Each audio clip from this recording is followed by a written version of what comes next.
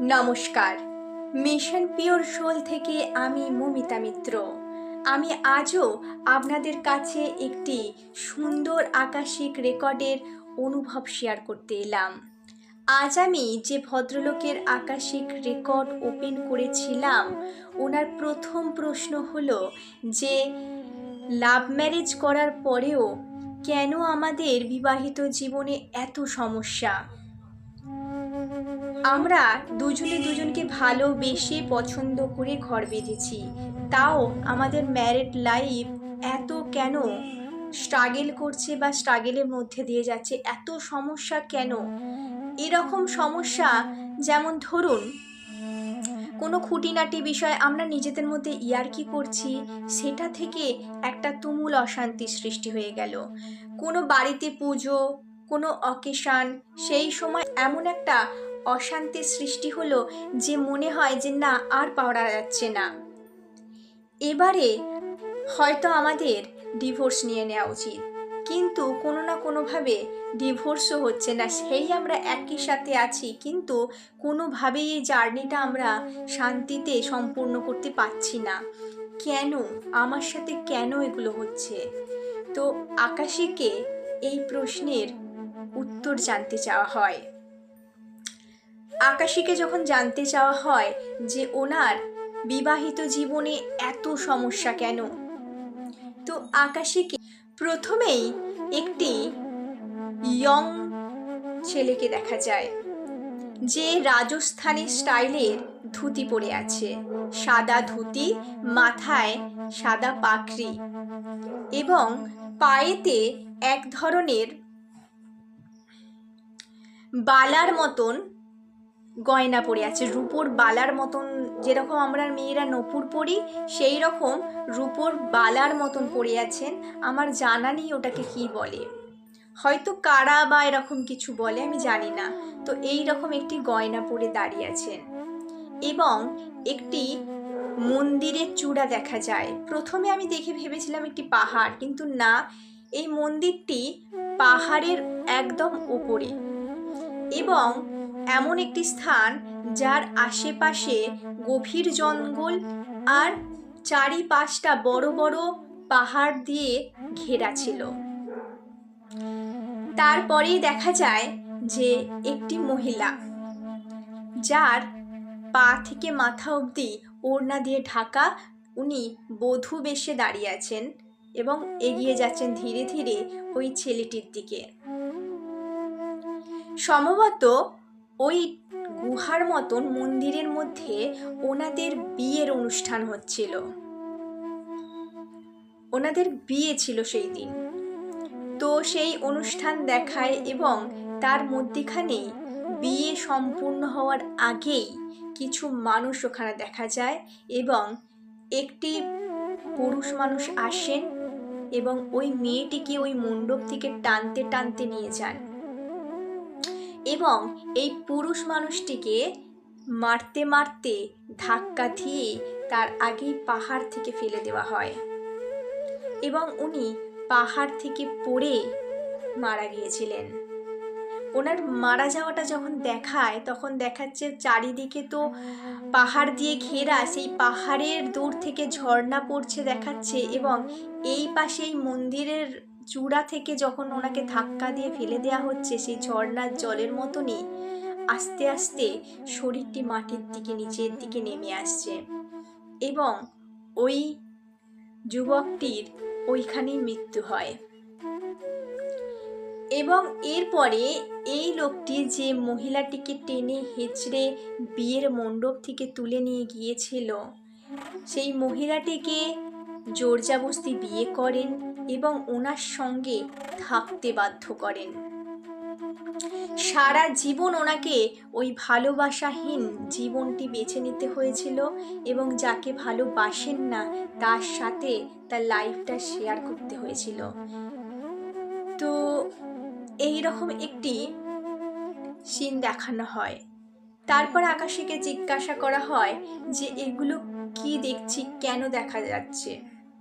তো আকাশীকে বলা হয় যে পুরুষ মানুষটি মহিলাটিকে টেনে হিঁচড়ে নিয়ে যাচ্ছেন, ওই পুরুষ মানুষটি হলো এখন যিনি রিডিং করাচ্ছেন উনি, আর ওই মহিলাটি ওনার বর্তমান জীবনের জীবন সঙ্গিনী, ওনার ওয়াইফ। তো উনি একটা সময় ওনার ওয়াইফকে তার ভালোবাসার লোকের কাছ থেকে টেনে হিঁচড়ে নিয়ে চলে এসেছিলেন এবং ওনাকে ওনার কাছে থাকতে বাধ্য করেছিলেন। তো সারা জীবন থাকার একটা ভালোবাসাহীন মানুষের সাথে জীবন কাটিয়ে দেওয়ার যে পেন, সেই পেনটা ফিল করার জন্যই উনি এ জন্মে আবারও ওনার হাজবেন্ড হয়ে জন্মেছেন। কারণ উনি শেষের দিকে স্পিরিচুয়ালিটির পথে চলে এসেছিলেন এবং উনি অনুভব করেছিলেন যে উনি ভুল করেছেন। তাই উনি নিজেই সোল প্ল্যান করেছিলেন, যে যন্ত্রণা আমি তোমাকে দিয়েছি সেই যন্ত্রণাই আমি ভোগ করতে চাই। তাই উনি এই জীবনে ওনারই হাজবেন্ড হিসাবে জন্মগ্রহণ করেছেন এবং ওনাদের মধ্যে ভালোবাসা থাকা সত্ত্বেও এই যে খুঁটিনাটি অশান্তি, ঝগড়া, এগুলো কিন্তু ওই পূর্বজন্মের কার্মিক থেকেই আসছে। পরবর্তীকালে দেখানো হয় যে উনি সংসার জীবন ছেড়ে স্পিরিচুয়ালি জীবনে চলে গিয়েছিলেন। তো ওনার জীবনে যে অশান্তি, এই যে একটা হুট করে অশান্তি লেগে যায় বা কোনো জিনিস সহ্য হচ্ছে না, এই একটা কথা বলছে, সেই কথা সহ্য করতে পারছেন না, তো এগুলো কিন্তু আগের জীবন থেকে এসেছেন। আমরা আসার পর সব ভুলে যাই, কিন্তু আমাদের সোল মনে রাখে, তাই ওনার অরাটা উনি নিতে পারছেন না এবং ওনারা ততদিনই একসাথে থাকবেন যতদিন না এই কার্মিকটা শেষ হয়। তো ওখানে জানতে চাওয়া হয় এর রেমেডি কি। তো এর রেমেডি দেখুন, কাউকে ফেলে মেরে ফেলা, কাউকে টেনে হিঁচড়ে তার ভালোবাসার মানুষের দিকে টেনে নিয়ে আসা, তারপর তাকে থাকতে বাধ্য করা, এই অপরাধ তো ক্ষমা করা যায় না, কারোর প্রাণ চলে যাওয়া। তো ওখানে যেহেতু উনি স্পিরিচুয়াল পথে গিয়েছিলেন, কিছুটা লাঘব হয়েছে, ওনাকে হোপোনোপোনো করতে বলা হয়েছিল, কিছু প্রেয়ার বলা হয়েছে এবং ওনাকে এর পরে স্পিরিচুয়াল পথে যাওয়ারও নির্দেশ পাওয়া গেছে, সে কথায় পরে আসছি। তো এই ছিল ওনার বিবাহিত জীবনে এত অশান্তির কারণ। ওনার দ্বিতীয় প্রশ্ন ছিল যে ম্যাডাম, আমার ওসিডির প্রবলেম। যেমন ধরুন, আমি তালা বন্ধ করে দেখি যে তালাটা ঠিক বন্ধ হয়েছে কিনা, আমি দরজা বন্ধ করে বারবার চেক করি দরজায় ছিটকিনি লাগিয়েছি কিনা, জানলা বন্ধ করে বারবার দেখি জানলা বন্ধ হয়েছে কিনা, খেতে বসে বারবার নিচের দিকে তাকিয়ে দেখি খাবার এঁঠো সগড়ি নিচে পড়ছে কিনা, ঘরে ঢুকে মনে হয় যে আমার আশেপাশে কেউ আছে কিনা, খাটের তলা চেক করি যে খাটের তলায় কেউ বসে আছে কিনা। তো এই ধরনের প্রবলেম আমার মধ্যে হয়। কিন্তু কেন আমার এই ওসিডির প্রবলেমটা, কেন, কোথা থেকে হচ্ছে? তো আকাশীকে এই প্রশ্ন করা হয় এবং উত্তর জানতে চাওয়া হয় যে ভদ্রলোকের ওসিডির প্রবলেমটা কেন। আকাশীকে যখন এই প্রশ্ন করা হয় তখন আকাশীকে একটি বাড়ি দেখানো হয় আর একটি ঘর দেখানো হয়, যে ঘরে এক ভদ্রলোককে বসে থাকতে দেখা যায়, জানলা দরজা বন্ধ, ঘরের মধ্যে উনি নিশ্চিন্তভাবে বসে আছেন এবং হঠাৎই ওনার ঘরেতে কয়েকজন লোক প্রবেশ করে, ওনাকে মুখ চেপে ধরে ওনাকে বেঁধে সারা শরীরে ব্যান্ডেজ দিয়ে ব্যান্ডেজ করা হয়। মমিকে যেমন ব্যান্ডেজ করে রাখা হয় সেরকম ব্যান্ডেজ করে ফেলা হয় ওনার সারা শরীরকে এবং জীবিত অবস্থাতেই দেখানো হয় যে কফিনের মধ্যে ওনার শরীরটাকে আস্তে আস্তে সাদা ব্যান্ডেজে মোড়া শরীরটাকে ওই কফিনের মধ্যে রেখে দিয়ে কফিনের চাপাটা বন্ধ করে দেওয়া হয় এবং ওনার ওই অবস্থাতেই শ্বাসরুদ্ধ হয়ে মৃত্যু ঘটেছিল।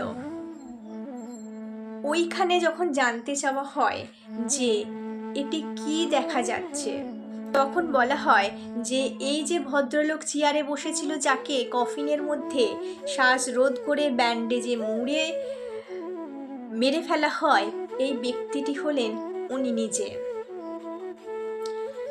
তো উনি নিজের ঘরের মধ্যে সুরক্ষিতভাবে নিরাপদে নিরালয়ে বসেছিলেন, যেখানে জানলা দরজা বন্ধ ছিল।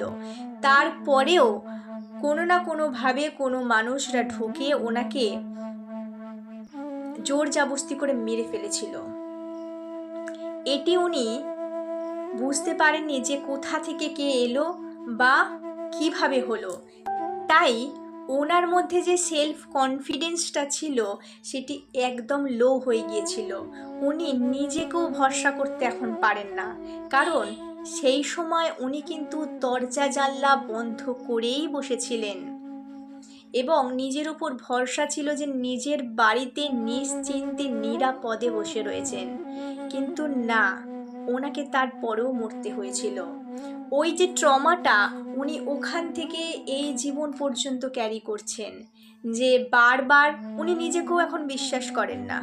উনি বারবার দেখেন যে আমি ঠিক তালাটা দিলাম কিনা, ছিটকিনিটা আটলাম কিনা, ঘরের তলায় তো কেউ বসে নেই, আশেপাশে তো আমার কেউ নেই। এখান থেকে ওনার এই ওসিডির প্রবলেম, উনি ওই লাইফ থেকে এটাকে ক্যারি করছেন। ওনার 3 নম্বর প্রশ্ন ছিল যে ম্যাডাম, আমার সারা দিন খুব লেজি ফিল হয়। আমার মনে হয় যে কোনো কাজ এই করছি, করব, পরে করব, এখন নয়, আর 5 মিনিট উঠি।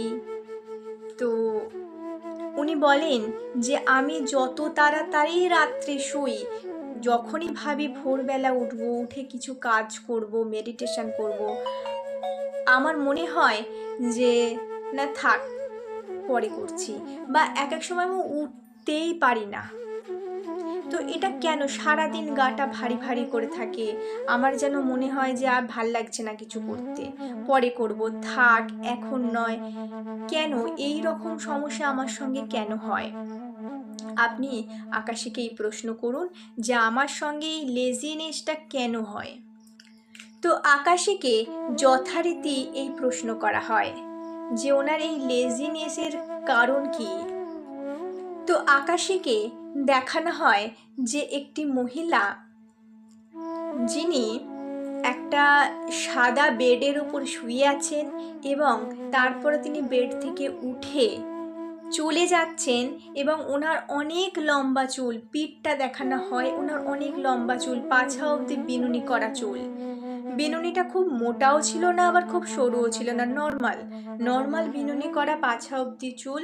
উনি যাচ্ছেন এবং ওনার যাওয়ার অঙ্গভঙ্গিতে চুলটাও আস্তে আস্তে এদিক এদিক বেনুনিটা হতে হতে যাচ্ছেন। তো আমি ওনাকে প্রশ্ন করি যে আপনি কি যে ফ্ল্যাটে এখন আছেন, ওটা কি আপনার নতুন ফ্ল্যাট নাকি আপনি কারোর থেকে কিনেছিলেন?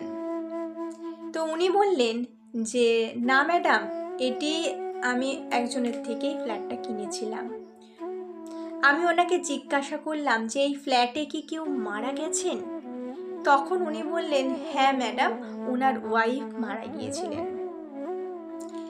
তারপর আমি যখন আবার আকাশীকে দেখতে চাইলাম যে কি হয়েছে, কেন ওনার এরকম সমস্যা, তখন দেখায় যে ওই সাদা বেডের মধ্যে একটি মহিলা ছটপট করছেন,